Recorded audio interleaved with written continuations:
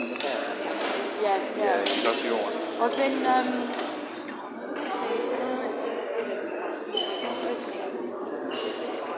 Yeah.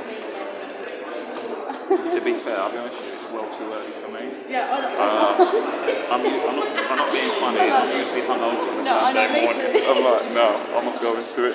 I keep thinking, I don't know, a few weeks ago, I will, but I'm the intent's there. Yeah. No, it's just too early for me. It's good, it's good for dog walkers and people with young kids and stuff who want to go to the park and stuff, but I don't have any of those things, so I'm just like, no, you know what I mean?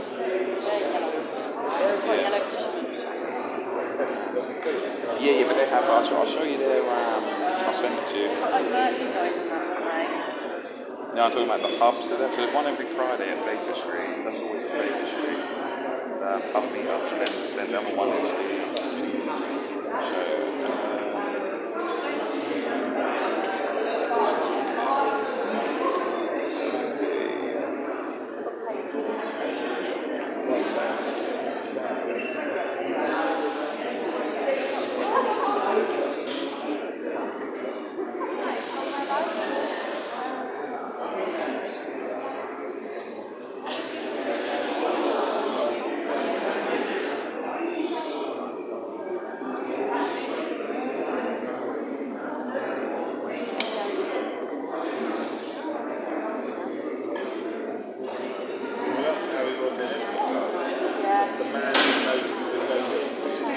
multi-hub. What's the next multi-hub? Is it East London? It's East London, yeah. Yeah, I can't see it in the East London group. Okay.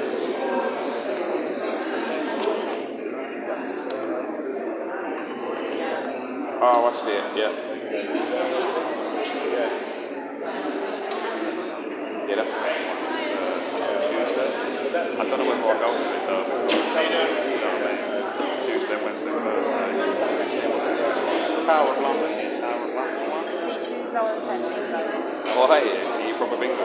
No, I'm not. It's going to be my first time. I'm like really excited. Where are you going? Mecca bingo? Are you going Mecca?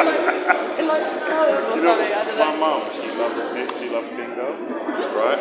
But I think she does it more for the mental kind of thing, right? Yeah, but you know what's funny about the next bingo one, yeah, Gala and all that, is that people just get absolutely smashed it. And the food. It's like the bingo's a secondary thing, everyone's just getting sloshed, you know what I mean? But mum goes to like proper one, they take it so seriously. Like the bingo, they take it really, no, but it's just me, I don't like it personally, I don't love it. Because it just feels like a chore.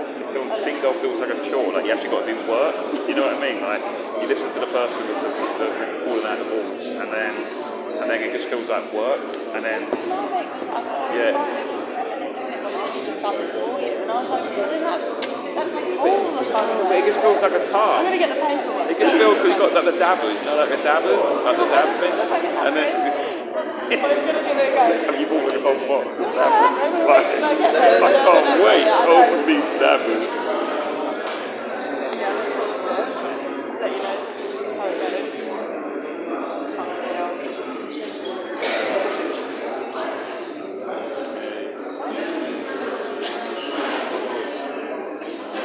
Yeah, but I don't know if you joined it. There's hubs, right? So there's like, so I just on my crap phone, I used to on my calls. That's that one's just for the live stream and stuff. But so there's like East London multi-hub, and there's like West London. I don't know if you can actually I don't know where you have to be invited into them or you can physically join them. But basically, like, yeah, and then if they need to, usually I go to their ones if it's convenient, you know, or go the back of the area, like, oh, that's on whatever day. But usually every Saturday, like, it'd be in Putney, wherever it be.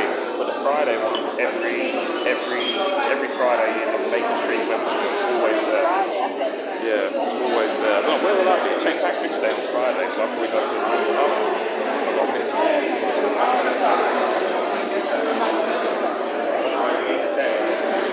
I'm going probably to an Irish pub.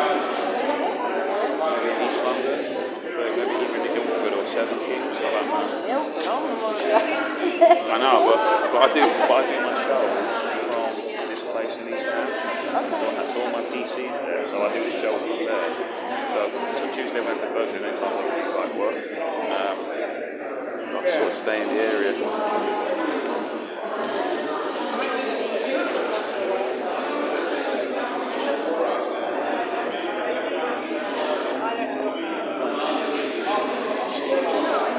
Yeah, welcome everybody. Sorry about the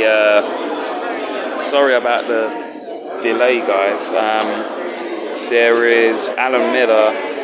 Alan Miller is not going to speak. He's pulled out at the last minute because apparently due to two sudden deaths, two grievances. So that's why he's not showing up. He sent a text about an hour before the event. So it's a bit up in the air at the moment, but luckily Moss side, Pierce is here to save the day. So you're going to get a double dose of Pierce from last night and now today. So congratulations. Evening, Andy Red Volvo. I met you. I can't think who you are though. I know the name, and I know you said look out for Andy Red Volvo, but I can't think where you said it. Because I go everywhere, don't I? So where was it? And what do you look like? That's basically the question. If you probably say a location, I'll probably remember.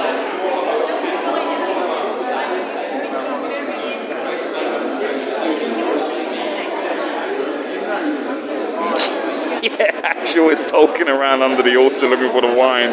Yeah, the blood of Christ, baby.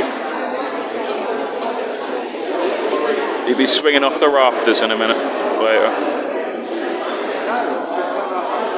Is Bongo Nick speaking? No, but his bongo, he will communicate using the bongos, using the drums.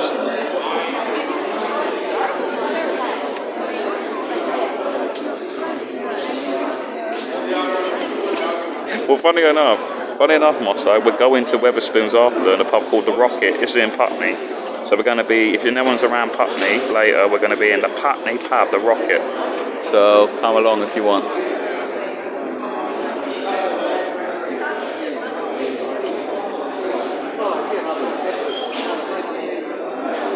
Yeah, no, it is rare, these sudden deaths. Let's go put this down.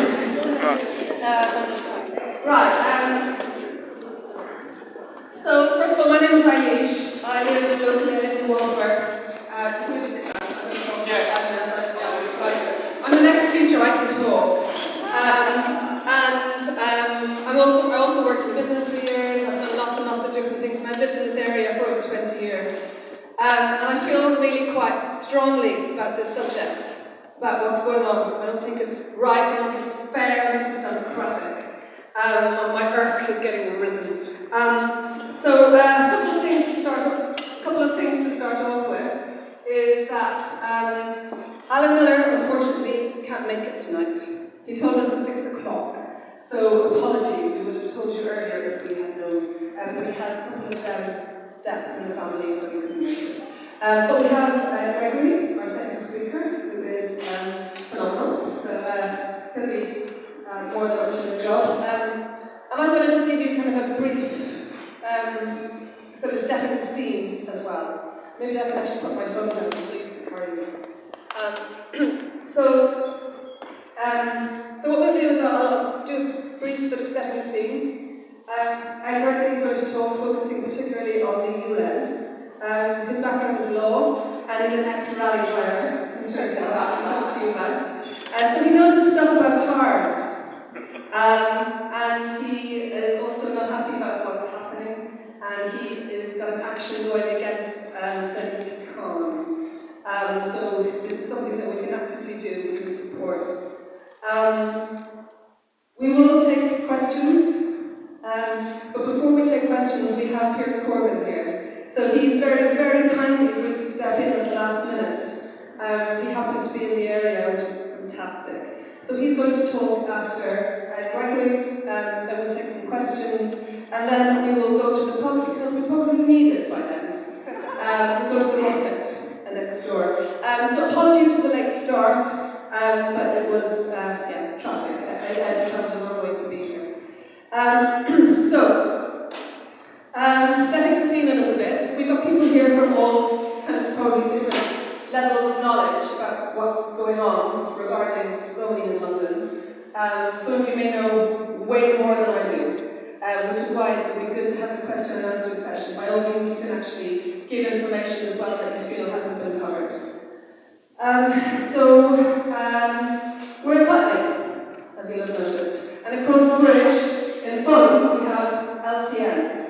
Does everyone know what an LTN is? Yeah. So maybe some people aren't fully aware.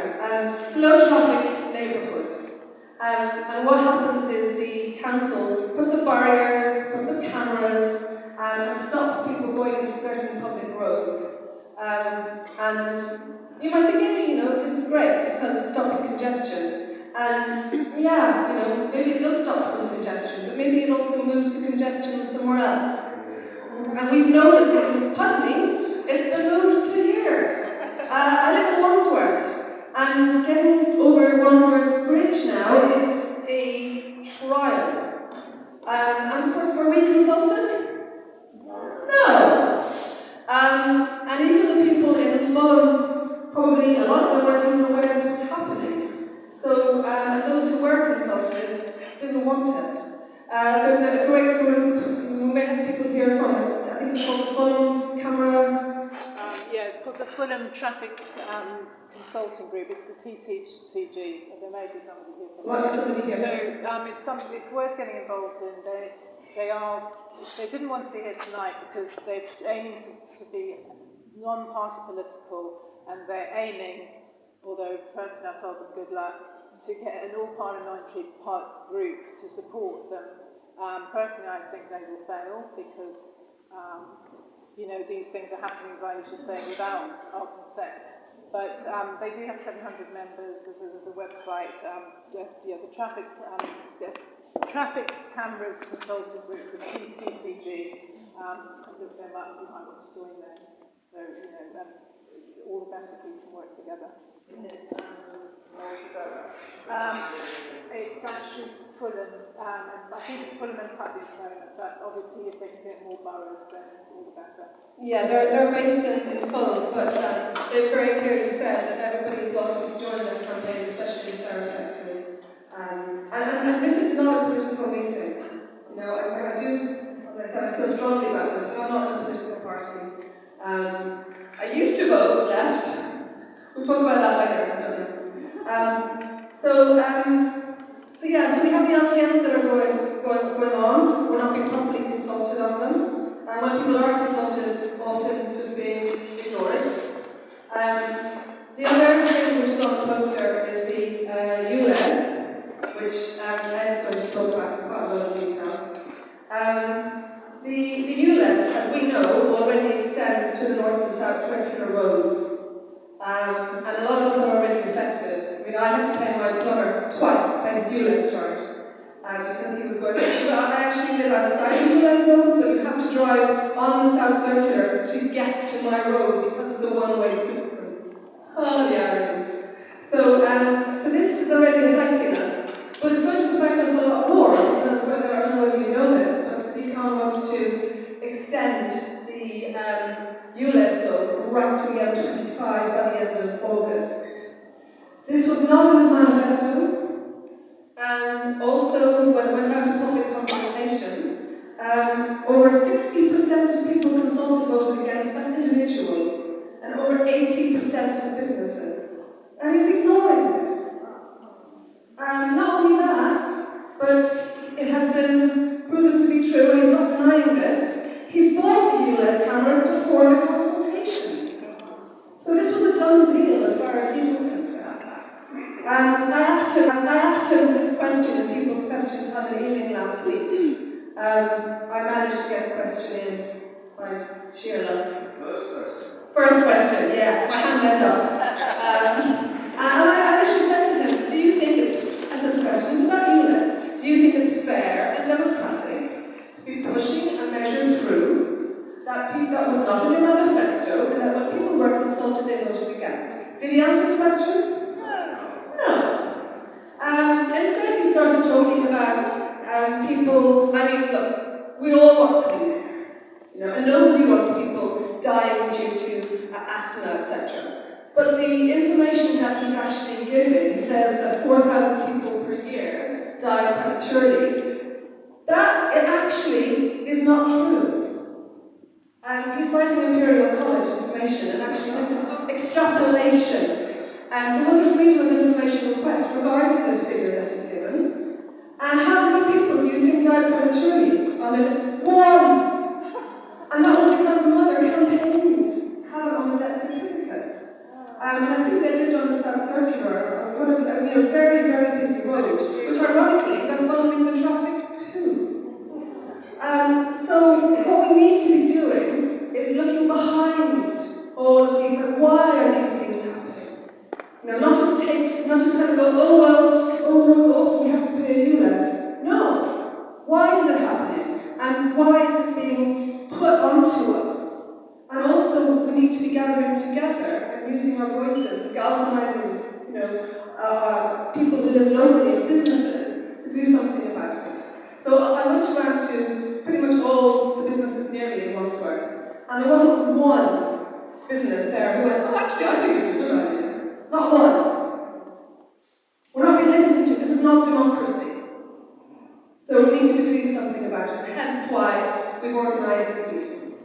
By the way, if people were wondering about the £5 donation, we have to pay for this call. It doesn't come for free.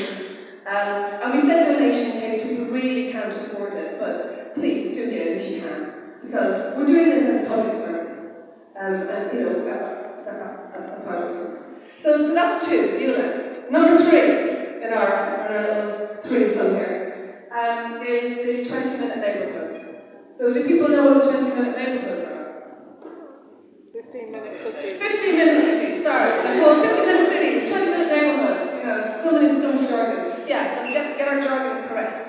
15-minute cities. It's gone down to 15. Oh my god, okay. It'll be 10 seconds soon here instead. So yeah, it sounds great in theory. Oh, now we can, walk, 15 minutes to our closest, to Derry in 15 minutes. Well, do you really think these guys really care, about how wonderful our lives are? Look what's happening in the city. Have you heard of smart cities? This is all part of the sort of smart city plan. Now, this is all in black and white. It's all on websites because this is all available. But people are too busy to look. People don't know, and they don't announce it on the BBC or on LTN. They don't announce these things, so people don't know. So I've just got something here which I just want to share with you, whether you may not know. I thought it was really shocking. This is from the London Assembly. I literally found it on their website, okay, and I downloaded it and I printed it. There was a consultation that happened last year, which I wasn't even aware of, but there was a call for evidence, which was a suggestion on Friday, on the 10th. And this is for the future of smart road user charging. Do you know about this? Some know, some don't. Okay, this is pretty shocking stuff, okay?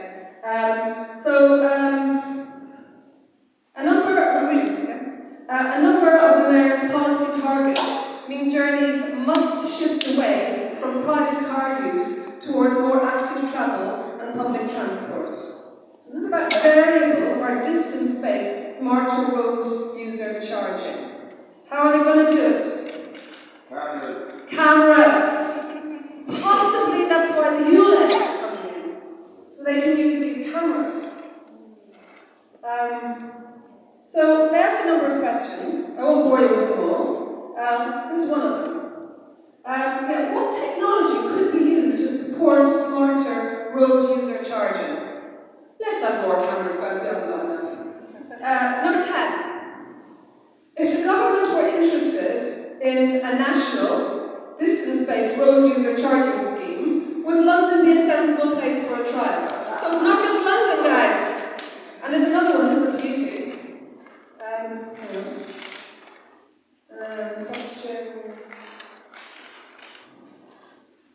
Question 3. How might charges for driving in London be varied for different types of journeys, such as travelling for work, caring responsibilities, or essential services? So basically, you're going to have to to justify why you're travelling. Yeah. This is where things are going. The other thing to mention about 20-minute cities, 15-minute cities, is this is already happening in a number of places. Oxford, Canterbury, Cambridge, Bristol, Bath, loads of them. Again, do you know about this? Yeah, I think it's been covered a little bit, so I'm getting some shakes of the head. So what they're doing in Oxford, for example, is they're dividing the city. You know, I love science fiction. I feel like I'm in a science fiction movie. But I prefer to watch it on television. Well, I used to watch television. I prefer to watch it rather than be in it. So what they're doing is they're dividing Oxford into a number of different zones. And if you want to travel outside your zone, your designated zone, your household, so not you, or your car, your household, you have a few cars, and that's it, will be allowed to travel outside your zone from one zone to the other 100 times per year. If you travel more than 100 times per year, you have to pay a fine. So again, if you have the money, you can do whatever you like. Go off to, if you like. If you don't, you're stuffed. So, and of course, this is all about, congestion.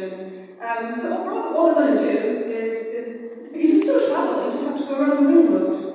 So rather than going 10 minutes from one zone into the other, where your granny might live, or your daughter might live, or where your school might be, or whatever, you've got to travel the whole way around the ring road. And this is not just Oxford, this is many different places. So there's a lot going on. Can I say something about the 50-minute cities?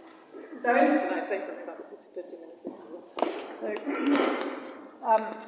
So the 15-minute cities, in case everyone thinks is conspiracy, Deloitte, which has been described as a revolving door to Downing Street, has produced a report entitled Future Cities.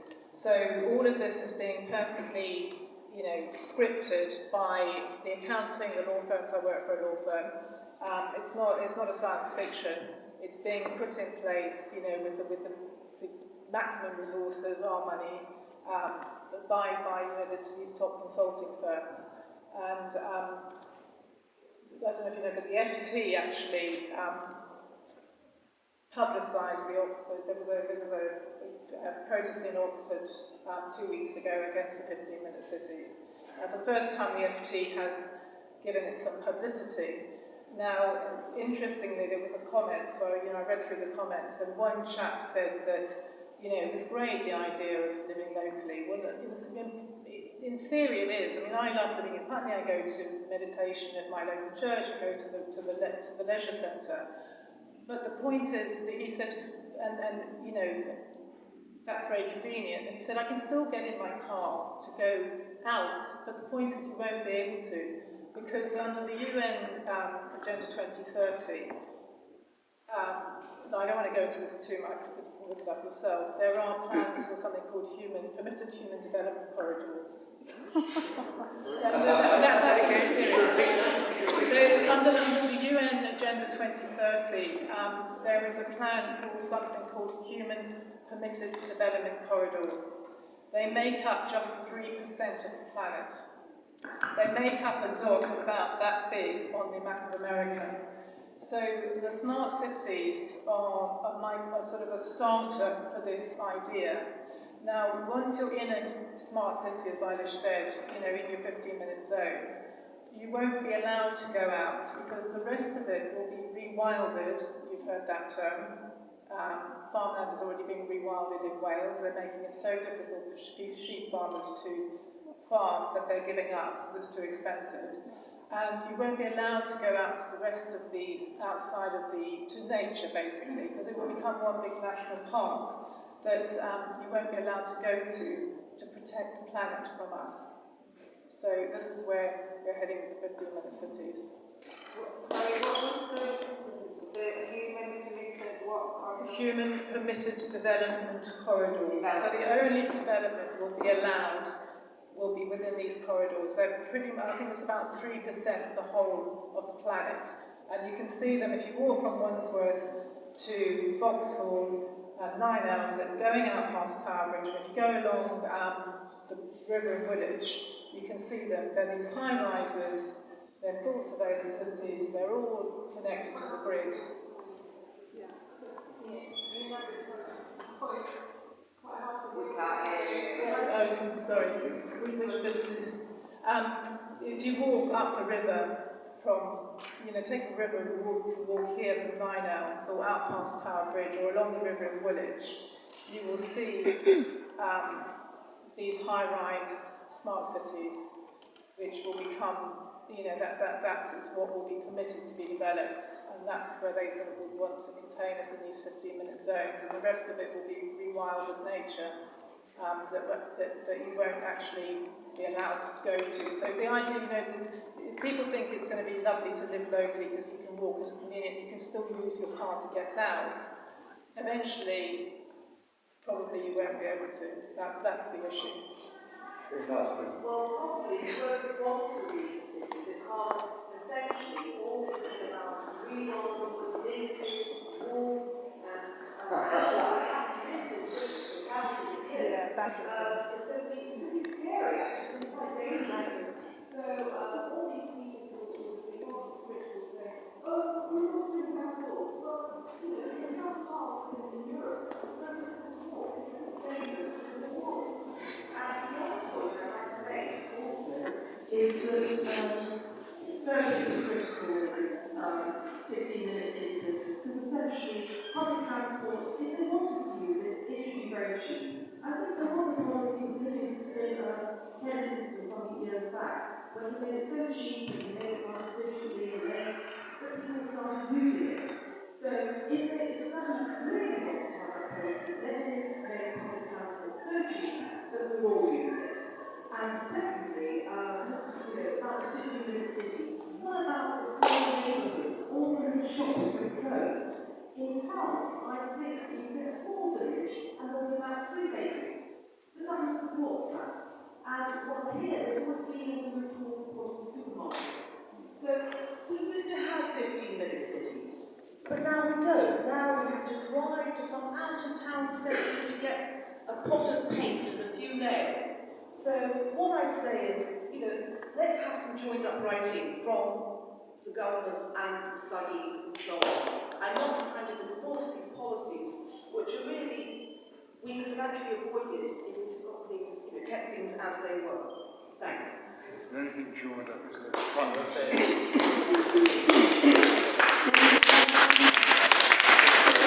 And also, I just want to add one other important thing, which is about the C40 cities. I don't know if people are aware of that. Yeah? Who's aware of C40? Yeah. A few? Not many? Okay, be aware. Go on the website, just Google C40. Sadiq Khan is the chairperson of C40. What it is, it started off as C20, I think, in 2005, and it's now almost 100 cities throughout the world, and more than, I think, something like... Oh, okay. Okay. Well, it's, a lot of cities around the world have signed up to this agenda, and it's all about exactly what we're talking about. It's all under the guise of reducing emissions, protecting the environment, all of these net zero. Net zero is a big one. And I think Piers might talk about net zero because he's an expert, he knows about this stuff. So it's all under this guise. Now I would say, for anybody here, very well-meaning, is going, oh my gosh, we need to be really careful about net zero, we do our best. Just do your homework. Do a little bit more research, looking at the other side of the argument about climate change. Just look at it. That's all I'm saying. Do a little bit more homework than just believing what they say on the television. So the C40 are all signed up to this agenda. So what's happening is, these policies that are being introduced into London and into these cities all over the world are not bottom-up. They're not coming from what we want. They're coming from this agenda. Now also, Sadiq Khan is a member of the WEF, as are other members of C40. Google it, check it. Check what they want. This is exactly what Lydia has just been saying. It's really, it's kind of scary stuff, but we need to be galvanising now while we can, and people power is the way forward. So we've got a question here. I'll just move on to it. Question. No. Sorry, it's not a question, it's an illusion of what you're saying. I've been looking into C40 because I've got a voice of the tomorrow. And I also discovered that on the London Assembly website. Sorry, I also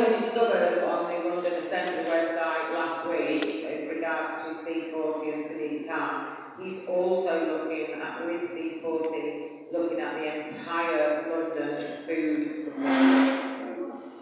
Meaning? The entire London food supply for in regards to net zero and carbon emissions. So essentially, he's looking at dictating what we eat as well. That's also on the C4 website. Okay, so lots of information there. You know, there are still videos. We're still getting videos on YouTube. Still done. Great. My apologies.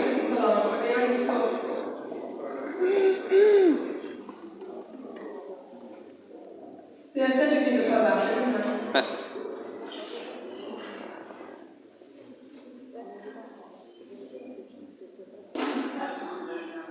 And now we have Edward. Tell us the good news.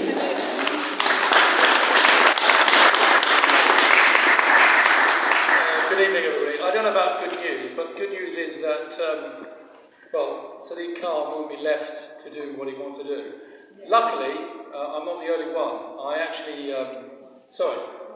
Can you introduce yourself, Ed? Sorry. Sorry, start again.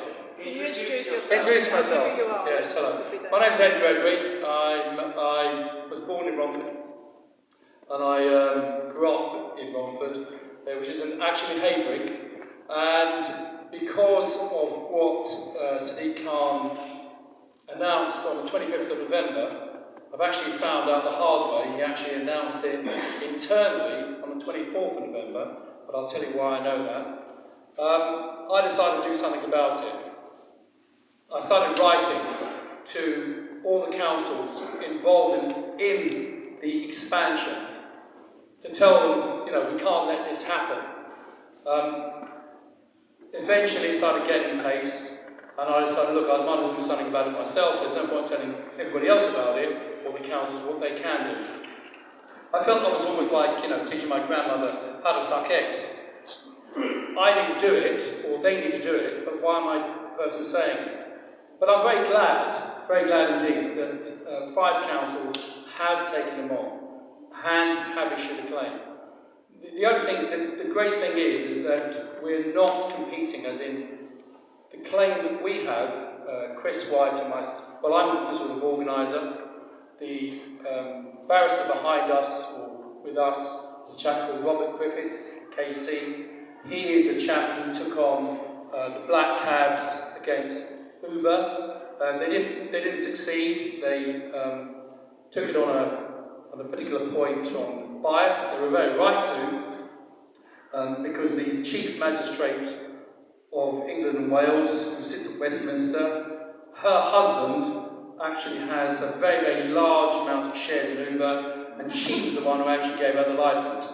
But it's one of those things that you don't pick on a judge, and I think it wasn't Robert's situation. He took on the case. His solicitor pointed out the bias and the prejudice going on, but I knew, you know, when I was reading about it, they weren't going to win on this because the judges are going to all come together, and they did. They brought in 3 of the top guys in the Lord Chief Justice, and they didn't succeed the case. But the case was very, very arguable. Anyway, he's a really good guy. This is Robert Griffiths, and he understands what we're dealing with. The solicitors who I'm using are Tilbrook's. Robin has taken on the government several times on different aspects. Again, he's against the government. The difference, what we're doing, we're not against the government. We're against a jumped-up council. There's a difference. The councils, the courts, from my experience in the courts for the last 20 years, are always very hesitant about coming against the government. But when it comes against a council, or when you bring a claim against a council, you're more likely to succeed. They're more likely to listen to what you're saying, especially judicial review. It's just because at the end of the day, the council's not paying for them, maybe, whatever. But the point is, our claim is different from the council's. So what's the substance of your claim? The substance of a claim is we're challenging, as one of the main points that I started with, was the idea of pollution. Now, you know, everybody wants cleaner air, but the point is you can't get cleaner air if the air that you're breathing isn't actually dirty. And that's the point. The point here is that if you're going to make such a bold statement that Khan has done, and I get quite annoyed every time I hear a radio advert or I've seen a television advert and I'm just passing the room, I see something in a newspaper. I get very annoyed by hearing that the dirtiest place is in your car, you know, or that it's going to save 4,000 lives. The problem is, he's got no data on this, he's got no information on this. And I know this, and I'm not going to say the person I spoke to, but before I started this campaign, I rang up one of the chaps, the doctors, as far as I'm going, who's part of Imperial College, who is part of the TfL backup, who actually did the reports for TfL. And the first thing I said to him, I said, look, my name's Gregory, I'm not going to pull the wool over your eyes. I just don't understand this ULEZ in that, as far as I'm concerned, the air in Greater London is not a problem. I can understand in Central London there may be a problem because of the way the demographics of the way the city is made up. But the idea that you have better air quality, for instance, in an area that's very green, much wider roads, so I said, what I'm getting at is, has there been any breach of EU regulations? Because I did my research beforehand. You never ask a question if you don't know the answer. And he said, no. I said, has there been any modelling? Idea, you know, have you worked it out that this is what's going to happen? He said, no. I said, have you done any testing of the air or been asked to test the air? He said, no. And his words were, I don't know the mayor's justification for the expansion.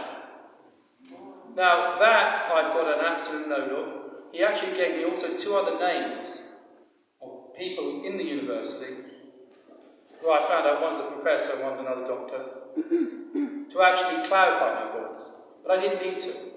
Then I started doing my own research, and then I started a website on crowd justice. If you type in just stop ULEZ, it'll come up. You know, it's the lady with, I've got cards on me, it's got the lady with the balancing of justice, and what we're taking on is the point that he's saying all the time it's going to save 4,000 lives. There's no evidence of this. We actually got, you know, we've issued the pre-action letter, we've dropped it on them, they've come back, and they seem very confused. It was quite, I've never seen a letter coming back on the ULEZ review that seemed so confused about what we're arguing, and how they came up and actually said that they've done modelling.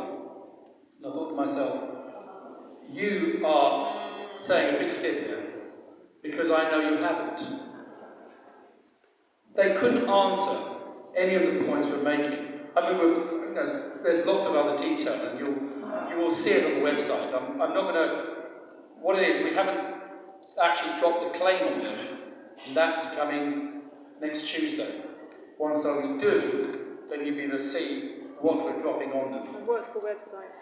If you just type in stop ULEZ expansion or stop ULEZ, it'll come up. It's a lady justice, the scales of justice, you can't miss it. I've got cards so you'll be able to read the research we've done. It took some time actually, it took some time. We weren't able to put the site up till about the 20th, because it took about a month or 3 weeks to get all the information together, to actually set it out in headers, to actually understand, everybody understands what is going on. So the point is, everybody wants clean air, but the idea that it is clean air is a nonsense. The other chap who's been advising us is a chap called Philip Coppell. He's head of Cornerstone Barristers. Now he's not an official, he's there, that I've known him for some time. And he said, Ed, there's 2 reasons here, 2 things you have to ask him. I said, And I was waiting for the questions. One, where's the air quality, where's the proof? I said, Philip, I've done that. Then for FOI, I'm waiting for the answer. And two, how much money are you going to make out of it? I said, I've asked that. I'm waiting for the answer. He said, no, put it in the JR. Now, the point is we mentioned earlier, I know we are in Putney and you're already consumed by this. But the thing is, what people don't, are maybe not realising, and it's on the website, this is the precursor to road pricing. Because it's quite simple. If we all were ULEZ compliant tomorrow, all the millions that have been put in to making London ULEZ compliant, what's going to be done with that? The biggest problem TfL have got, and also Sadiq Khan, he is trying to keep his job. He is doing this to protect himself, or protect Transport for London, to make sure he stays in power. And, you know, there can't be any other reason for it, because when you actually look at what's happening, there's a massive black hole. I think it's something, it varies between 750 million to 1.9 billion black hole. So, if road pricing, if ULEZ works, which it, by his estimates should work by 2027, there'll be no money in the TfL coffers. So the next thing is turn his cameras and say road pricing. He's mentioned it. It's going to come. It's going to come, but it will come only if we don't stop it.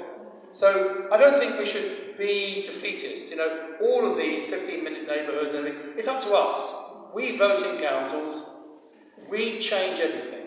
It's up to us to change things. So it's not a matter of just sitting back and saying, look, we protest. Protests are very important. We also have to vote through the courts, as in get behind actions. I realised with Havering, for whatever reason, have decided not to get involved.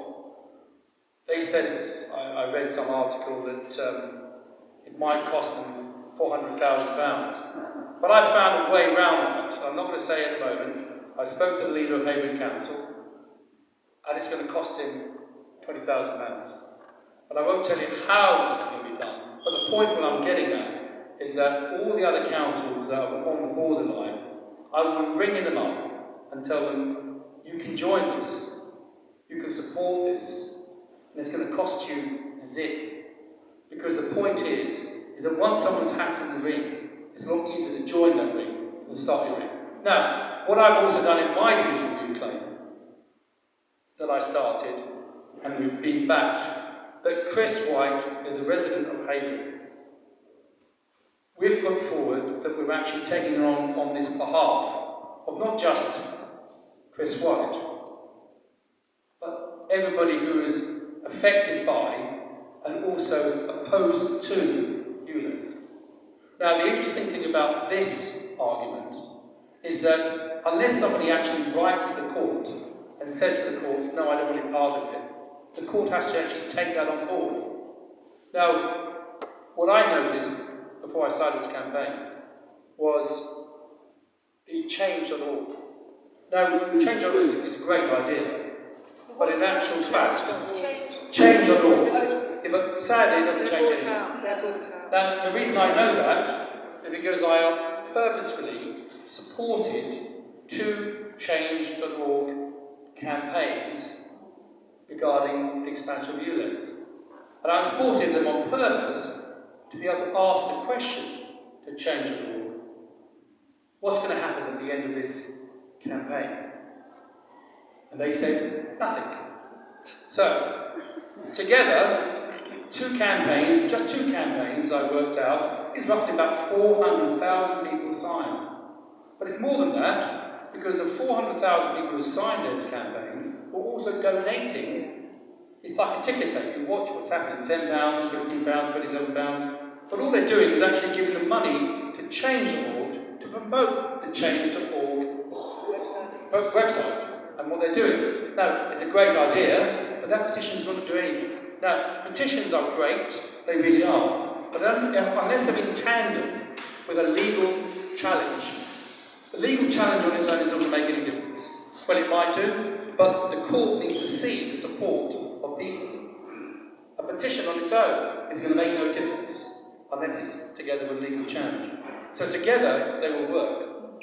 But getting to the point what we're doing is different.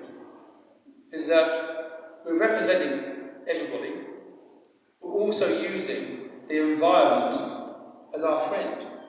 We're using it as a shield, and we're quoting something called the Aarhus Convention. Now, I've done 15 years of JRs, and I never used the Aarhus Convention because I never was involved in anything to do with the Aarhus Convention. The Aarhus is a place in Norway, and it's to do with environment. Anything to do with environment, you quote that, and you get protection from the court, which means that the court will not be asking any costs from you. So, we've put forward a claim. One, on behalf of others. Two, we've asked for a protective costs order. Three, we're using the Aarhus Convention. Four, we're using European law because there is no breach of any EU law on air quality. So therefore, the court needs to step in to protect this claim, because this claim is raising an issue of public importance. So our claim is very different, and this is why we don't have to raise as much money as we thought we'd have to raise, because we have to only raise money going forward, but nothing as in to shield us, because what we're raising is something very, very different. So Khan has argued, or should I say, publicised health, and we're going to say yes, let's go with health, let's put you to the test. So the point is, we are doing something about this, but it's for everybody here to realise that it might not affect you now, but it is going to affect you. It's going to affect you because if this comes in, the next thing is road pricing. And it'll take heed, and it's up to us. We can change it. So, that's as much as I need to say at the moment, and I'm obviously happy to take questions at any stage. Quick question? Yeah, I think it's a good idea. Yeah. No, not two. Let's not make them close together. A bit of feedback. Yeah, I think it's very important what you're saying. I'm not a lawyer, I think it's what we set up. So I think one of the biggest problems in any war, I think, is knowing what to do next. Yes. And I think with the head of the beast, the head of the serpent in this case, is these fifth column. The movement is growing, there's some great people, we've got to have the street protest, that's great. But I think, as you rightfully say, the legal challenges are absolutely vital. People like Ron Tilburg, people like him who are dedicated lawyers, to hit them from both directions. This is a war of attrition. What they've really used on us isn't applied behavioural psychology, it is deceptive psychology. It's trying to grind us down. We've got to do the same thing. We've got to grind them down from all angles. The same thing as what when we fly from one way or fly from another, we hit them from all directions. And that's what they're going to understand. War is a long, drawn-out, protracted process, but please remember, you must never control your feelings, control your anger, and you will get there in the end. And as they say in the SAS, it is just hanging there. I know I'm saying that philosophy and so forth, but the legal side of it is brilliant and it's got to be done. Thank you. I totally agree.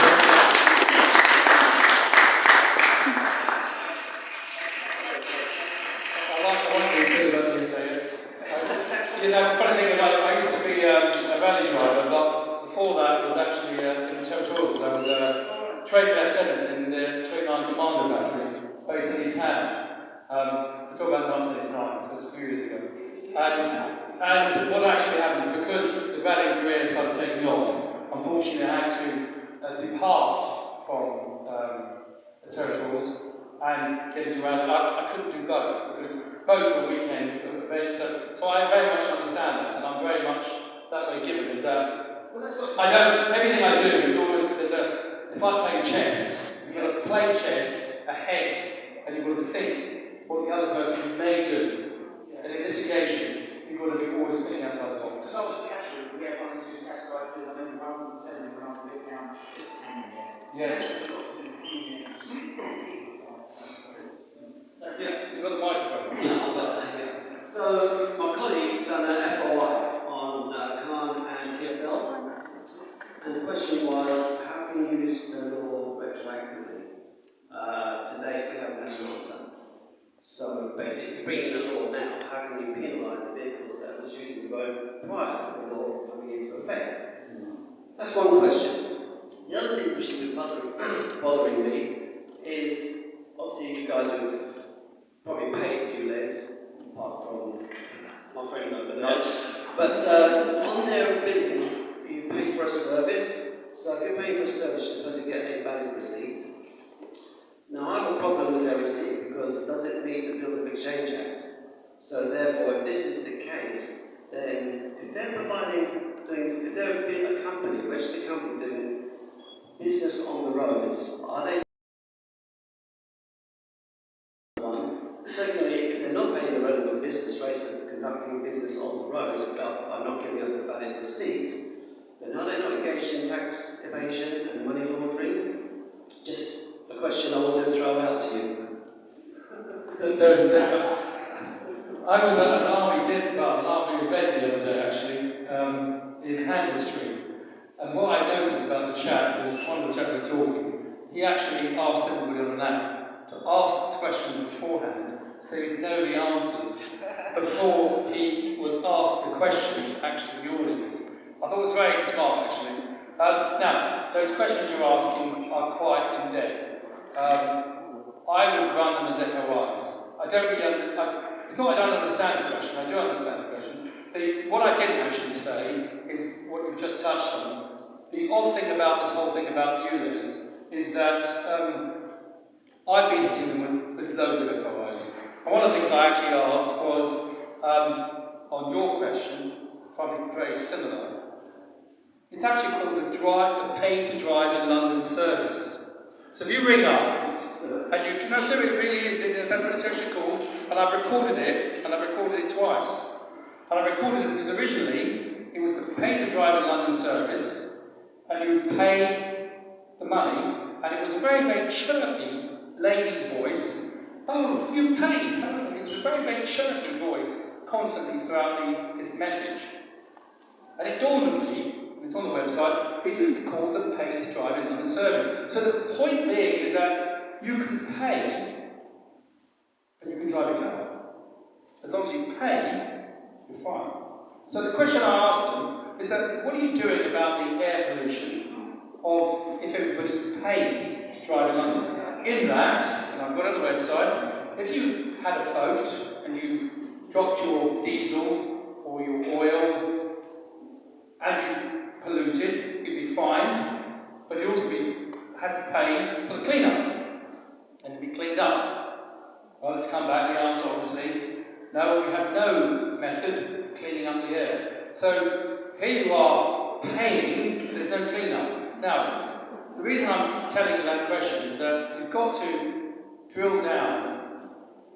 I can understand what you're saying, but business rates, and this is my expertise actually, what I actually do in law, all I do is I assist businesses in reducing their business rates. And the difference is that a business, the only business is the business that they rate on, is where you're actually based. So, just because you're charging somebody on the road, it's a very interesting question you're saying, is that, but they're paying for that, they might pay on their cameras. They might actually pay for it, I don't know. It has to be an FOI, I don't know any of that sort of. The reason why I touched on it was was that I've been helping a lot of people when they get in trouble with PCNs in public car parks. Yes. And the way we've been overcoming that is just asking the charging company, can you demonstrate to me that you pay the necessary business rates over the car park that you're doing business on via your camera? This is what got me the idea. So, and I'm always asking, are you making money or doing tax evasion? And sort of questions, they usually stop them straight away. But I think there's probably an angle there that we can probably look at to try and get under the skin of this system, trying to. That's great. That's, you know, on the first hearing we was there, I think, oh, bloody hell, there we go. But no, actually, it's a very interesting question. And I'd like you to stay in touch, because there might be something in this. It's one of those technical things. And Philip kept telling me, Philip Cotton, Ed, you've got to get into a technical one, put them in a corner, because it might be something very small that will undo all of this. Well, I do a lot of the common law stuff, you know, I've been doing it for a long time, I'm a free man on the land and all that. And I do work with other guys who just brainstorm and try and work for look at animals and how to infiltrate them and destroy the other side. So I think through the FOI, all those questions about are they paying rates on that camera, because the camera is one that's collecting the. Sorry. Sorry, so another question. Yeah. So you have my one, I'll grab this. You mentioned that Chris White is, I mean, I haven't understood, but he is representing one council, he's in addition to your claim. So my question is, could Wandsworth, could like I, as a member of Wandsworth, also join your claim? Well, they could actually, no. Chris White is a resident of Haven. Now, I'm very happy to share with everybody, but not yet, because I want to give the leader of the council I've known for a long time, for about 15 years, Ray Morgan, his name is. I explained to him over the telephone, I told him the angle, he was quite taken aback by the position. I told him you can bring up Philip Cobble, had a chat with him, it's free of charge. Normally, you know, I'm not even going to say the rates, but I don't get charged them because they're behind me. And I've got some really good people behind this, because there's a lot of good people who are not even mentioned on the website in the background, well, backing to see this through. But as soon as the claim is delivered on Tuesday, then I'm happy for you to contact us, and then I'll explain how any other, and I will be telling you at the council, how they can do this for zip, really compare. And obviously they could be worried, but I've worked out a solution, and I've got his advice. And I was told a long time ago that if you have a Silk's advice, if it goes wrong, you're completely protected. So I know that the idea I came up with is bulletproof. So yes, other councils can join. We've got several. We've got representing Merton Council here. We've got Wandsworth or boroughs. Sounds like we've got some North Londonites left, but you know, I mean, all of them could be joined for the price of £265 for the application, and the price of the barrister, whoever barrister they choose, who you know believes in the cause, which is going to be a fraction of the cost of what these figures are banded around them. Because they're not going to get costs against them. And Ed, you've crowdfunded this, right? Say again? You've crowdfunded your campaign, is that correct? Yes. But if it wasn't for some of my ingenuity of working this out, we wouldn't have ever got this off the ground. Because you see, vote and go out and they sign petitions, they do the crowd, they do the change of law. But it's very unusual how, I suppose I have to see it gain pace, but I was very surprised at how we've got people behind us, but not as many as we thought we'd get behind us. And that's what I find a bit odd. But I think it takes time. I think we probably need to move on to Piers. Yes. Thank you so much. Don't forget, hopefully you'll come to the pub. I will, yes. Yes, he will. I will. And he's got cards down there, so you can contact him as well. Okay. So there's plenty of ways to speak to him. So thank you. We've got the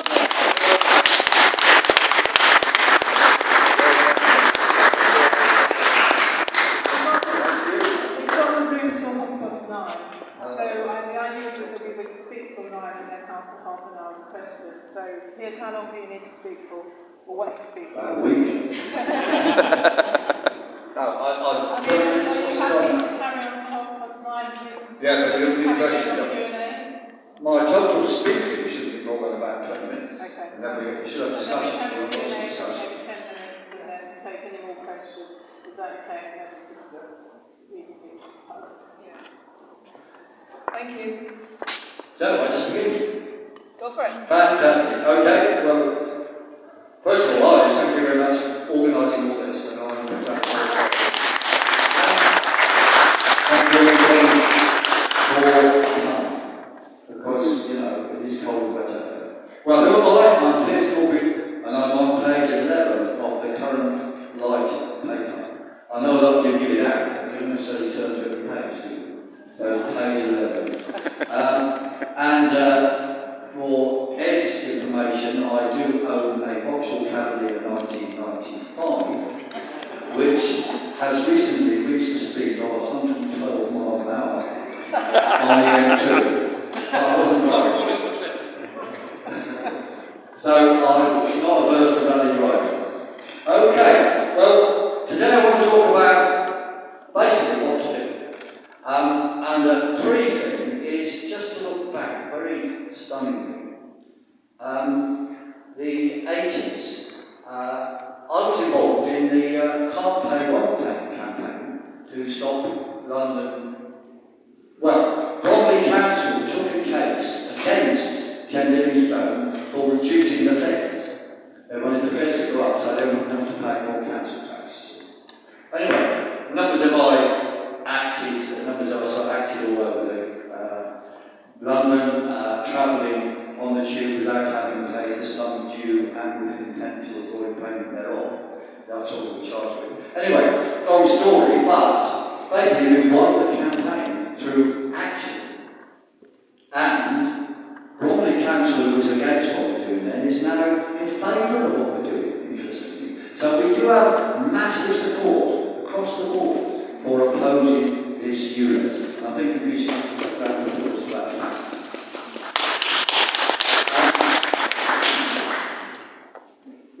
Now, the first thing to notice is that London air is the cleanest it has been for 1,000 years. Because in the past, I visited London in the 50s, you know, when I was very young, and I'd come back home into Wiltshire or Shropshire later on with a black collar. That was just for visiting London one day. And before that, you had medieval times, people burning coal or wood or cow dung, and so it went on and on, you know. So we're now the cleanest air. And, of course, behind all this, we have the pollution issue. So you're right, we do have to break that nonsense. And I am from the National United Front Against Zoning Controls, which is trying to unite all these campaigns against these different aspects of zoning, because we know where they're all leading, and they all have the same thing behind them, which you've already got from earlier explained. It's about control, control, control, and having us in smart cities. And the second thing I'm from is the Let the UK Live, which is a campaign organisation and also a political party. And I'll be happy to let you know that next year, May next year, I will be standing against Sadiq Khan.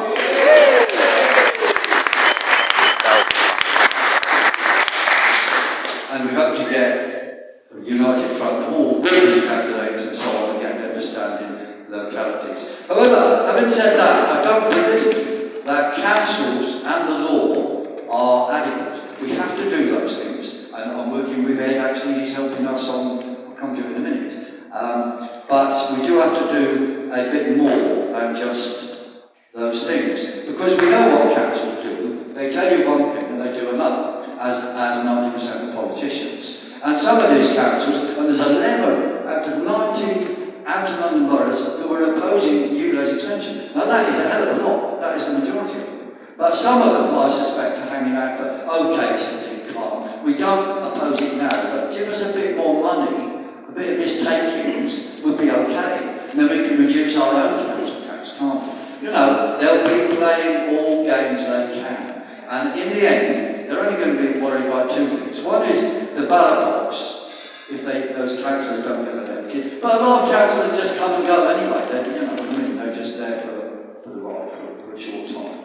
And the other thing is, if we make it impossible for them to implement their impositions, if we do that, we win. Absolutely, we win. Or even just being prepared to do that, and then knowing that we can break them, then they give up. That's what they do. Because I've been in many court cases, and, you know, if there's massive movements outside, the judges say, okay, you know. And we've seen that many times in the past. So you can see the end results, as you know, so pay per mile and smart cities. And there's one other thing that's been left out, is congestion. Cambridge, really interesting case. They put up these LTNs everywhere, blocking roads. And by the way, one of my first campaign points as mayor, I'll be, roads are for roads.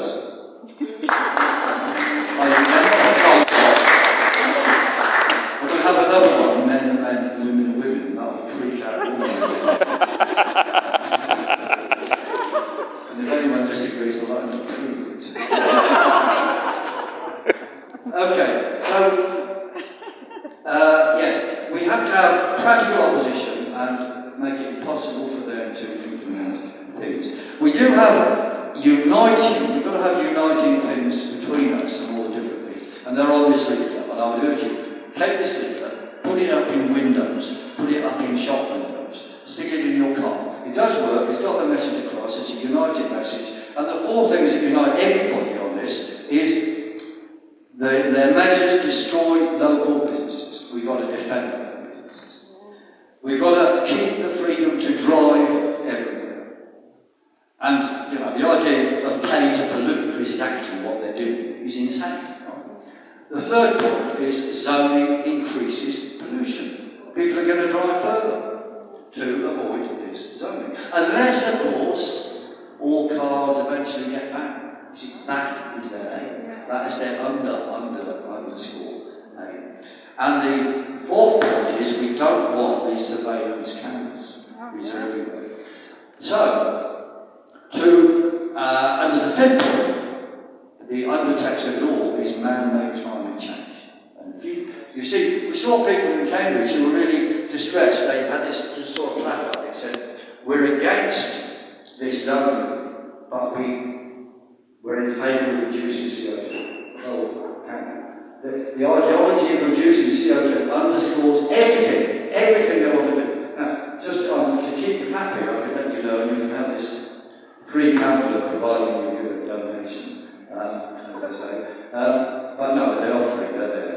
The man-made climate change doesn't exist, and the actual facts are that carbon dioxide levels over hundreds of thousands of years follow changes in temperature, not the other way around. So it's the sea what runs it, and it's the sun rules the sea, not the newspaper. The sun rules the sea, and the sea rules CO2 levels through the temperatures. And I won't go into it now unless you want discussion later, but that's fine. But you see, if you've got this ideology in your head, then of course you're going to feel guilty about driving, and that's what they want you to do. And that is why we have 24/7 propaganda, which is lies about CO2, climate change, all that stuff. It is a complete pack of lies, everything they say. And then you have some guy talking about the death of some whatever animals. You know, they're all just mixed up together. They are propaganda to control you. Okay, so how are we going to win? Well, I said we cannot rely on councils. So if a council opposes ULEZ, say, okay, you support us. Good. One, will you therefore refuse the installation of the cameras? Or are you going to try and collect more money? One or the other. What are you going to do? That's test one. Test two is, will you take down all the cameras you put up already for LTNs and all that? Take down the cameras. If they're outside, they'll take down the cameras. And of course, if they don't take down the cameras, you know what to do. Take down the cameras. Now, in some places, there are people taking down the cameras. They're cutting cables. I didn't do it. But look, we have to get real.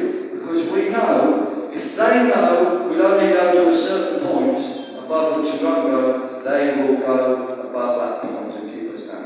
That is how the European Union imposes itself upon us. Step by step, a little tiny change, a little tiny taking away of your rights. Don't worry, it's all right. That's called that. Oh, these are just sort of cosmetic changes, so we're not going to have a referendum on the Lisbon Treaty. What? Well, the Lisbon Treaty took away all our rights. But it was a bureaucratic change. Because he read it before, I think, decided to not go on a referendum. That's why he decided. Okay, so one of the key ways is drive at will and do not pay. Because the time will come when you can have this. Right now you can drive your LTN at home and not pay. In Birmingham already, there's been so many people not paying that the council has given up collecting their CAZ. And I think so.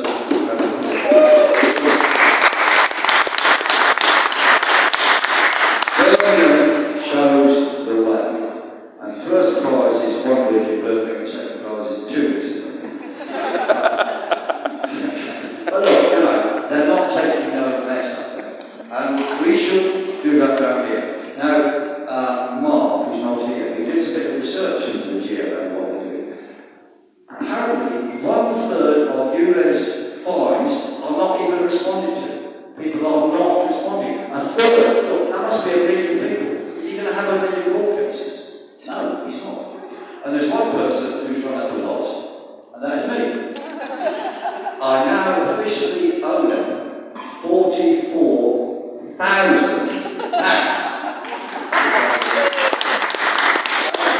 Because it starts off £50, £60, £200, and then 342 with all the add-ons for the add-ons, but not having paid the add-ons. And it's going up to about 1,000 a week. Now that is crazy. Now why haven't they taken me to court? Because I'm very open about this, everybody knows. We wrote us a big card and said, please, could you tell me what judge has agreed this, or anyone, one of these, he doesn't have one, and could I have a day in court? And he hasn't replied. You see, I don't think they want a day in court, because, look, we had 10 of course, we might have a day in court. But what are they going to say? Because you see, we think all their charges are illegal. They're issued by a machine, a machine in Northampton, and we might pay this machine a visit in due course. A machine cannot issue a writ of control. And Peter, you don't know, I've done some research on this, and we're talking later about this. We're told they have a writ of control, so they can come and control your property, take away your money. I don't have £44,000 worth of anything like that, but anyway. They issue these writs of control. No, they claim they issue writs of control. But when you ask one organisation where's the writ of control, they say, oh, that they know. And the other one says, no, we haven't got it yet, but they issued it. No, and they say, no, we've got the right to issue it. No, we haven't. But it goes on that. There's no writ of control when you go to the proposed demands for all the information that one of these bodies have got. They don't come up with a writ of control. So they don't have writs of control. So the whole lot is illegal. And it could be, if we have a case and we win, all the PCAs in the country for the last 10 years will have to be paid back. And that would be a So they don't want that, certainly, because everyone will go from England and there. So they don't want that. So lately I've got a separate paper this time, from the table up to there, all their letters, right? The letters about it's going up and up. But you see, anybody can do this. I would suggest that if you've got an old car, drive it now. If you're in the outer London district, drive into the London district, drive it now and do not pay. Good round of applause.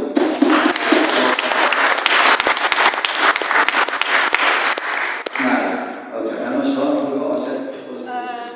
It is another 5 minutes. Another 5 minutes. Okay, good. Right, now, all that stuff is straightforward, and I think we need to just sort of think in your minds, be prepared for all sorts of tricks which come up from the other side. Because, not all of us know, but a lot of us do know that behind all this thing about the World Economic Forum and their desire for a new world order. And there is a world order, a very ordered thing of people being controlled completely, which has happened in certain countries before, such as Germany and Russia. And we don't want any of that stuff at all. But in all, they're desperate to get them. So they're going to try any tricks to divide and confuse, which is why this united approach is so important. But just look around at a few things that will or have been happening. We've recently had this Matt Hancock, this and that. Well, okay. But you see, why are they telling us all this now? And the reason is, well, Matt Hancock himself has done far worse. So they don't really want to talk about that. So they talk about his arguments with his people promoting his book and all that. But actually, no. He should be called Matt the Murderer, not Matt the Murderer. I don't know what they'll follow up about ULEZ, but when I went to Colchester protesting against His Majesty, Bill, I'm not saying that, I'm not really majestic, okay.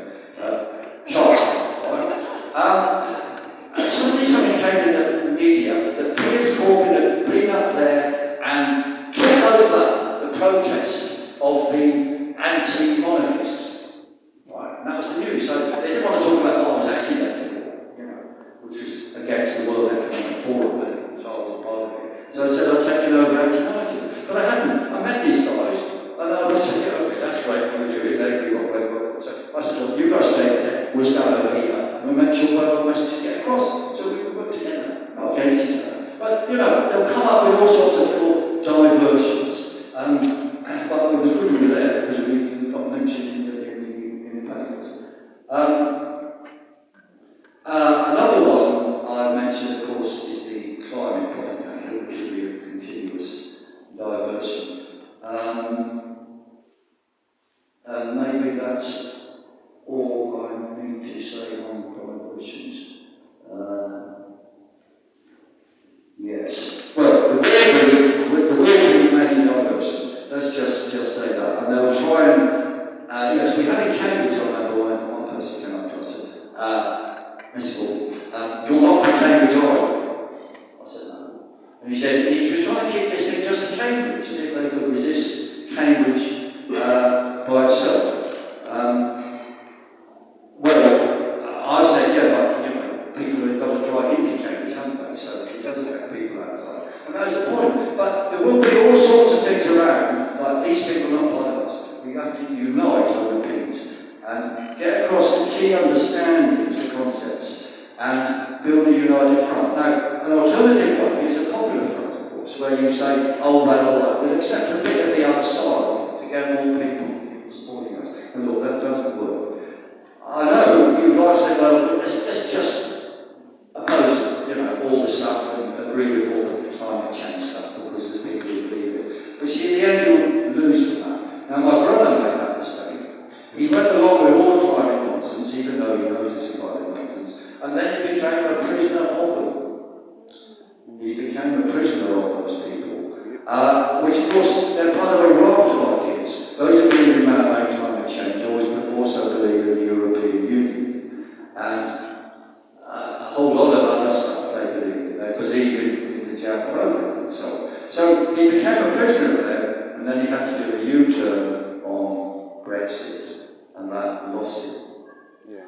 So we always got to put forward only things which we need to win. You don't have to say them all the time, but never say anything which supports the other side. That is a crucial thing I want to say, and I'm glad that we're here in the united way.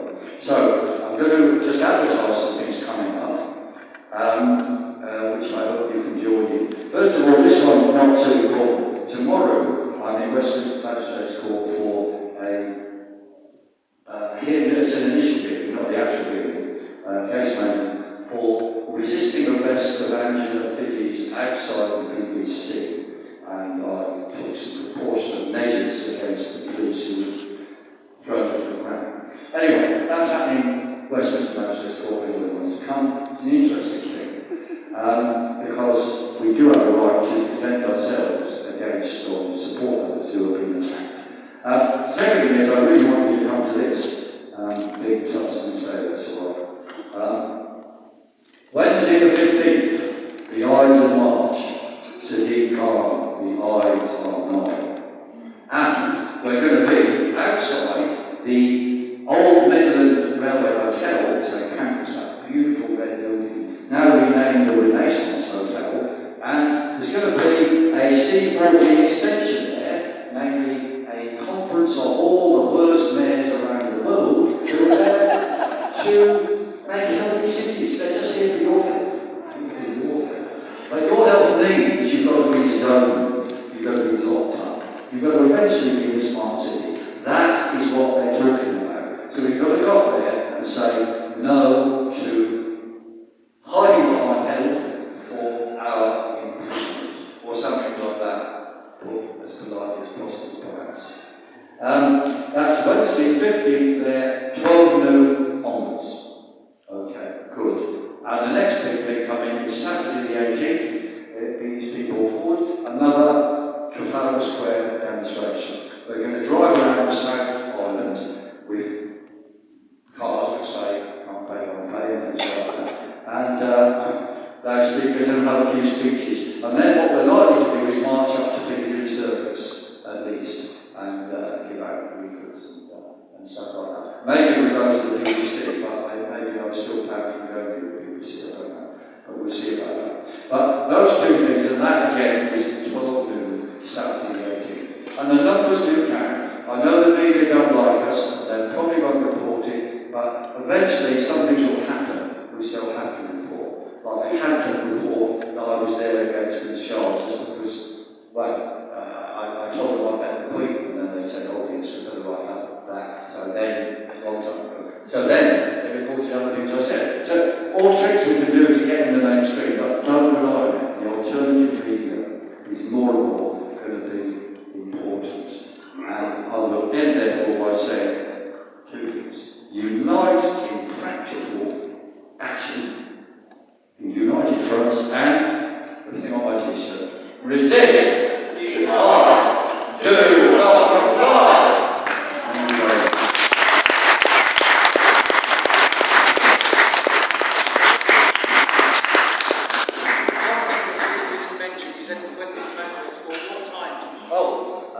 Westminster Manchester School, it's 9:30 to 10.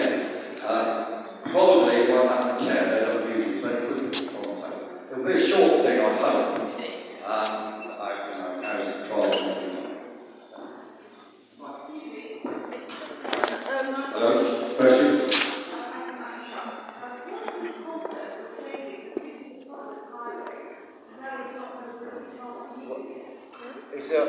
Isn't that what? Sort of, it used to be called public highway, and now it's going to be like a private road. Well, how can they change that concept? Because surely they always have the freedom of the road. You would have to pay, say, if it's a toll road, they're building it, they're not building it. So isn't that concept, there's something wrong there? Well, there is something wrong there, but I think their trick is they're playing, it's playing to pollute. But what about all the kind of microwave towers? So there's sort of that technology. Why don't all the climate change guys say we should use less kind of, download films less or whatever? They don't bother about that. No. Well, it's that energy and agriculture's energy. Well, there's total contradictions in everything they do. Absolutely right. And you see the 5G case, there's been a big case about 5G, where the judgment's come against us. It's not a rational thing they've done against us, but they say that we don't need to do as many, or I'm not sure what they're saying in detail, but you see we're saying there's got to be risk assessments of the dangers of 5G. I don't know if we're on it, but the point about it is the legal system in the end is only going to find in our favour if you've got mass action. And there hasn't been enough mass action about 5G, so they'll find against us. The answer is we have to have action against these 5G towers. But thank you, it's good. The point you make is a very good moral point. Are you saying that that's a good question? Yeah, but one point you made regarding that affair, Yeah. there has been a little bit of a change, I think, in the media, that mainly the Telegraph newspaper, which is now balancing out a little bit, but not enough, obviously, with the latest journalist who went against the banks. I think she thinks to be Richard Tice's girlfriend, I understand. So that being the case, Tice, I know you might think that they're the notorious, which they probably are, but there is a little bit of a change which has gone right around the world. I've got some friends in the States that are talking about it. It had quite a big impact on things. So I think we're going to see more of this in the coming weeks and months from the Telegraph, because they have asserted themselves now as a paper that has got a little bit of an alternative opinion. Not what we want exactly, but it's, you know, to quote again, what cracks around the edges will eventually crack all the way through. Thank you very much. Yes, well, okay, those sort of things. I think, well, I would say also, I'm not aware of anything involving non-equal rights and so on, because these type of things, that whatever that's part of Reform UK, you see, they're putting themselves forward as an alternative to the Tories. In fact, they are alternative to Tories. They're all things that would keep us in the circus of voting for people in and out of office. I'm not against voting, but you cannot rely on it. And there's a big game going on. The big game is to divide us, confuse us, promote an alternative to the circus, which is still another circus. That is Reform UK. On that point, I think the answer is still Lawrence Fox is an actor, you know, a good one, I like it. Well, he was put up against me last time. You've got David Curtin, you've got yourself. If we would unite those forces, we could, you know, we could take a lot of votes away from the Labour and Tories. Absolutely, but there will be people who will. Okay. Anyway, that's to come later, all that sort of stuff. Practical things on ULEZ. You need a united group in Putney that's going to go to the shops, get these posters stuck up, and get, you know, people to harass councillors. That won't be enough, but then you'll have enough people who are going to take down councillors and stuff like that. Seriously, if you're ready to do that, we can win in Putney and the world. Okay, so a few things, sorry, just aware of time. We do have about 20 more minutes, so we can ask questions to Ed as well. So those guys can share a microphone and just wander around if we have more questions. I just want to make sure that Piers had time to speak and that we kind of let questions a bit more towards the end. Just a few things I just want to say quickly because people might be leaving. We do want to organise more events. This is not the first and the last. If you want to give your details, then we can contact you and let you know. You're not going to be spammed, believe me, I haven't got the time. So it's just if we're organising events. Also, if you're on Telegram, if you look up South London Multi-Hub, we have social events that go on at least once a month in South London, South, West, North, they go around the campus, and lots of other events happening too are publicised there. And the third thing I wanted to say is, going back to what Piers just said, we've got posters there for people to take and deliver. Please bring them into shops and ask them to put them up. You'll find shops really quite, open to this in businesses because they're as against this as we are. So, questions? Any more questions for Ed or Piers? Yes. I think you have one for Ed. Yeah. I don't remember. Hi. You said that is it Chris, your colleague? Yes. Yeah. He is taking an individual action. Did you say that?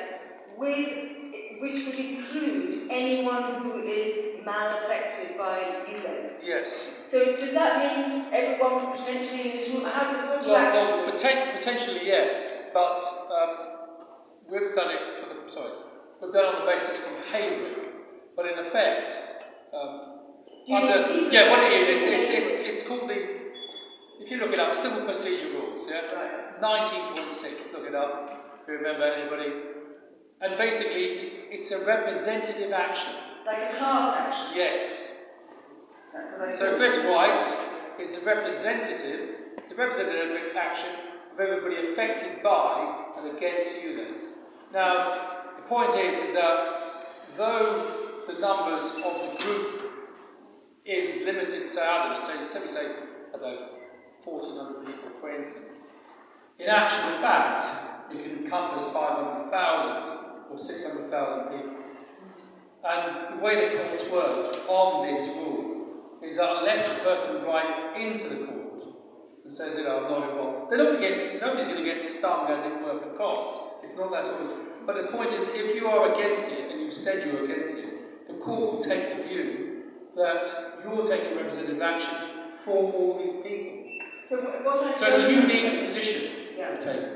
Yeah, what I don't understand is that Chris is potentially representing class action. Yes. These are not named people. No.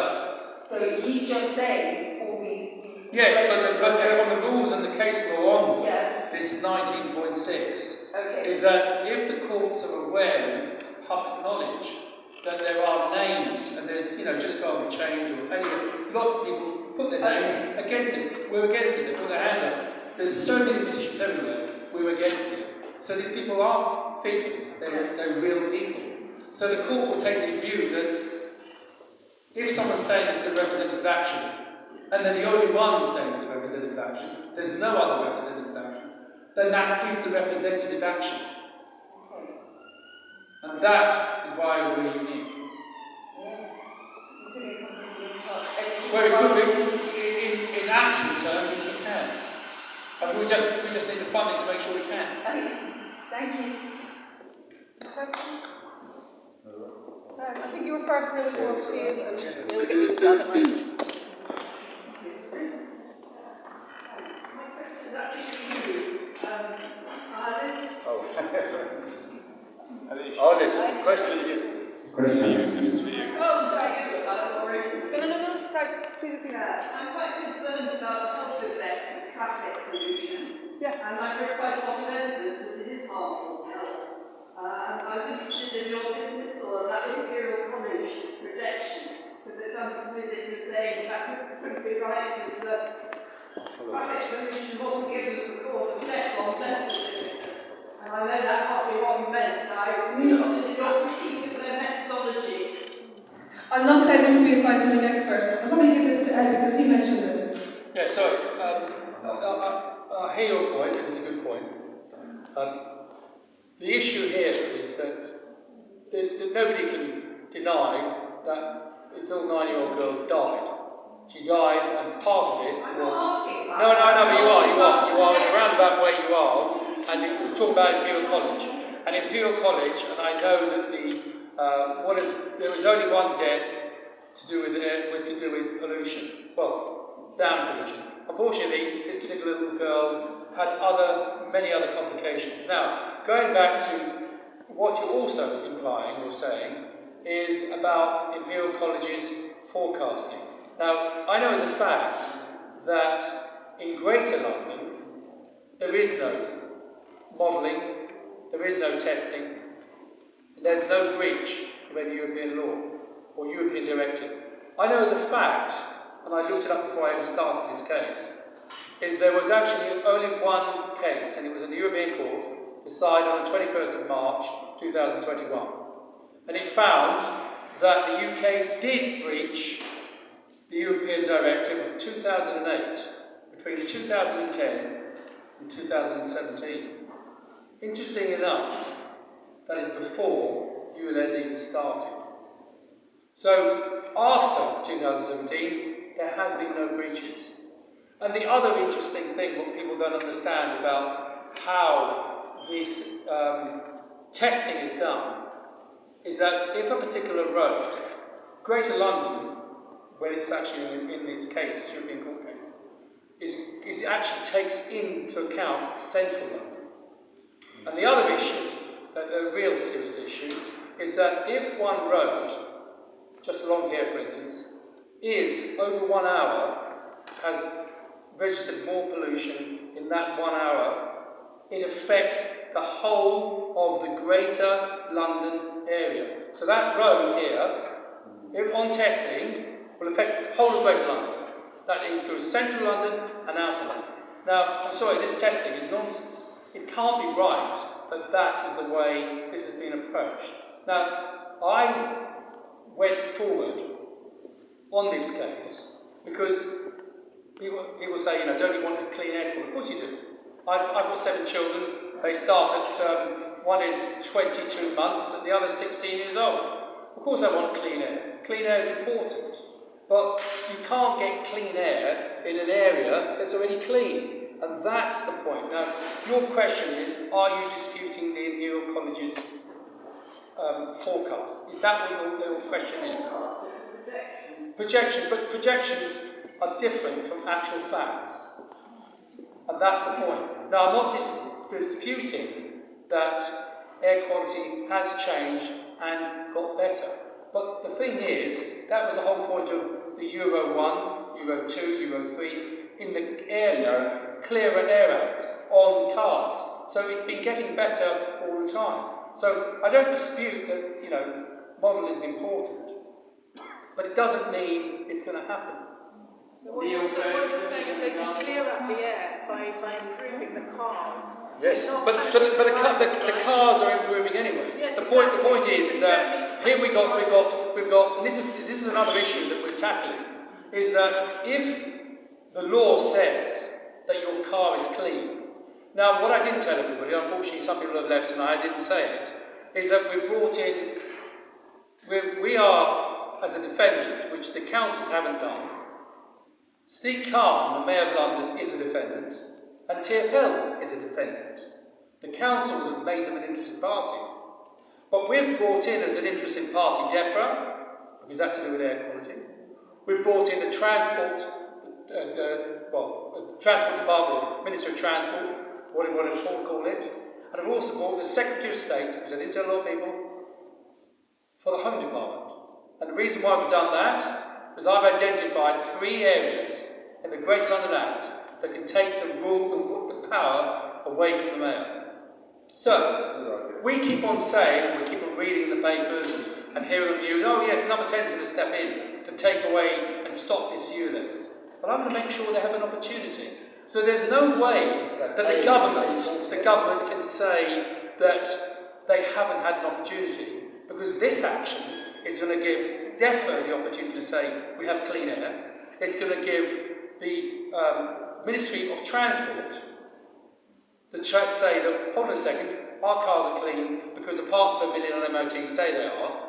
And it's going to give the Secretary of State to say we have to join this all up and say enough is enough, because we've got a Mayor of London stepping in and saying, actually, I'm above the law, I'm going to make my own law and say that these cars aren't clean. Sorry, they are, because the European Union and the directives say they are clean. So that is why we're unique in what we're doing. So I hope that answers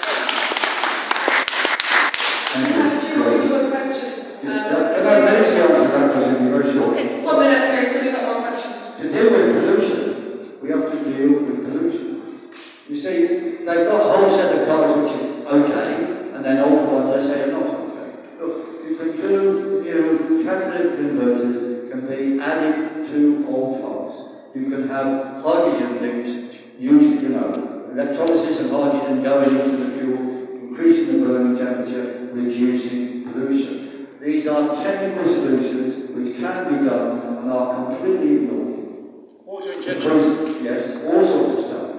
The cars can be made cleaner. If we want them cleaner, we should say to City, come make them cleaner.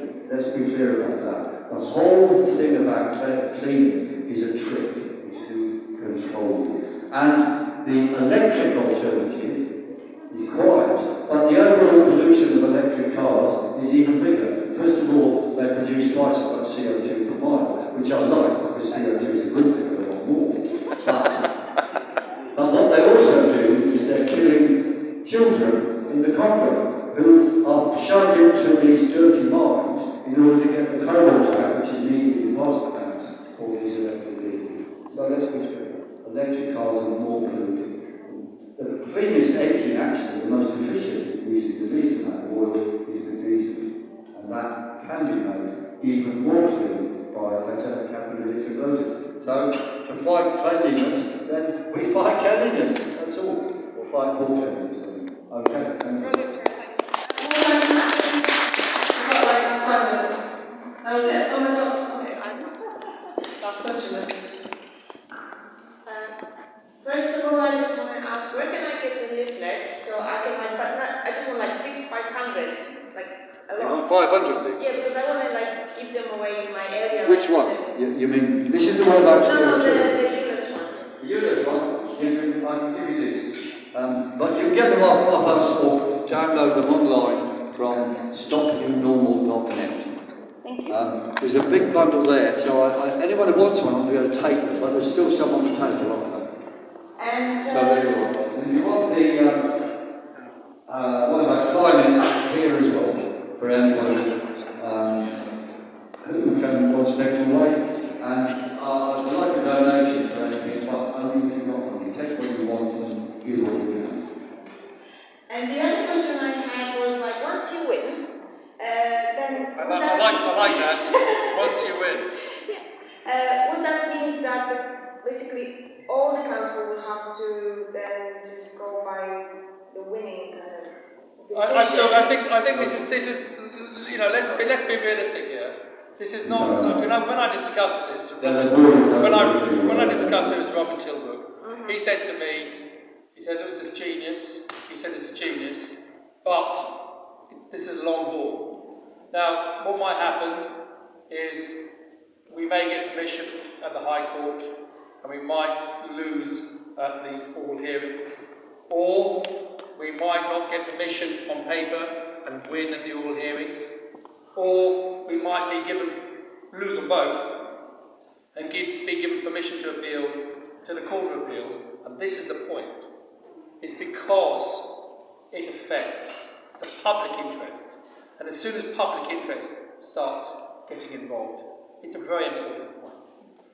It might be that we won't get anywhere in the Court of Appeal, but we will get somewhere by the time we get to the Supreme Court.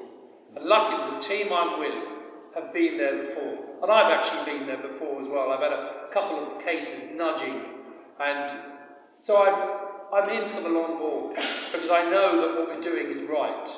You know, going back to that lady's question, it's not I don't believe in modelling, but I believe in real facts, and facts are more important than a fiction.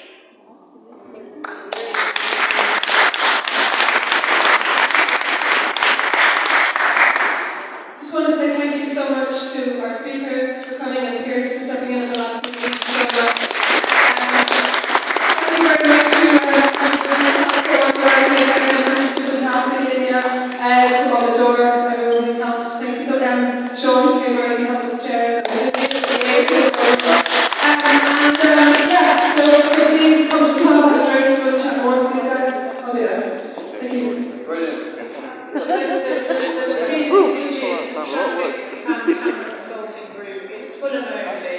They are trying to get parliamentary support, so we did invite them in. Do feel free to join them, because they are trying to combat the LTNs and ULEZ like we are. And just what I'm going to say about modelling, Professor Rich Demos, who writes in the Literary Clinic at every university, they respond that. What he said is we are in an age where they make the model and then they make the reality of the model. That's the problem. I'd like to talk to that chap, put me in touch with him. Yes, true. The more people we've got on our side, or the more people we've got to got a different view, the better. So we're not all of us the same. I couldn't believe, when I saw that clip about what was Sadiq Khan's answer to Irish question. So, unfortunately, this is the point where we realise madness is stepping in, because the power, or the loss of power, seems to be affecting his judgment in what he's saying. You just cannot say things like that. You cannot say things like that and carry on and think you're going to survive in the political life. That's good. Well, when you think about it, Klaus Schwab and multiple microchips in people's brains, they're all clinically insane. They're certified. That's the story for another day. I'm here for you, Lord, to arrange it. Okay. Thank you. Thank you. Thank you very much. Thank you very much. You know the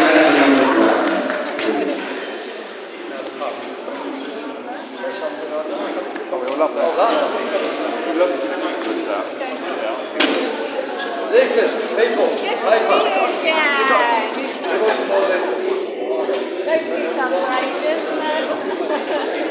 Lots of succession. How's your night and stuff? What do you mean? No. Oh, okay. But they make that. Currently, It's making it sound like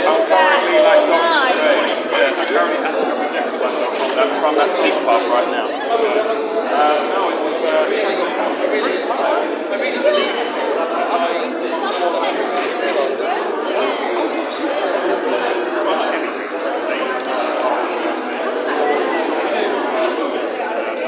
No, you're throwing your money away,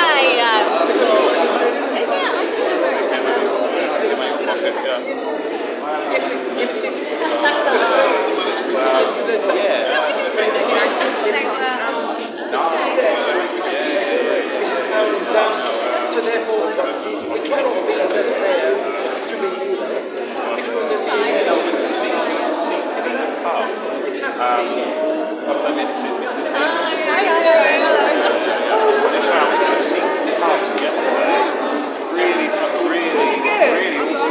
I mean, I can't show you the picture, but they're pubs. I sent it to someone. If a pub, this was basically on the pub, and I just went, I love you. That's funny because in case there's a pub that's a car park, so that's what I thought that one of these.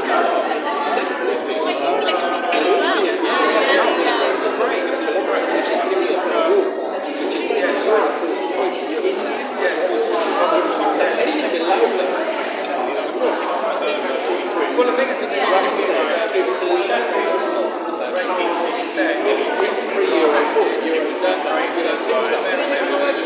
anyway, yeah, so basically, I've been there, but I didn't want to get into the question because it's really something apart from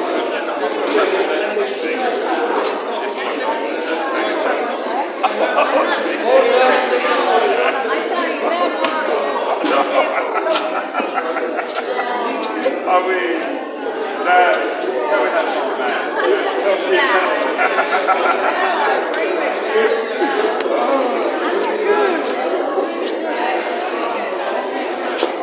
I was like, I could talk for 5 minutes, and then I'm like, do I really have so much more to say?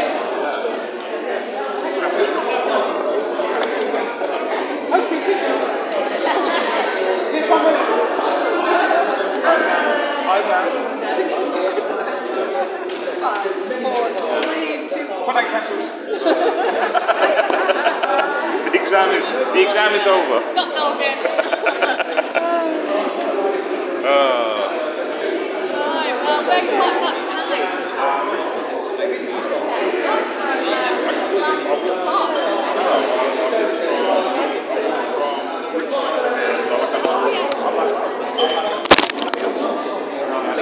I mean, I did something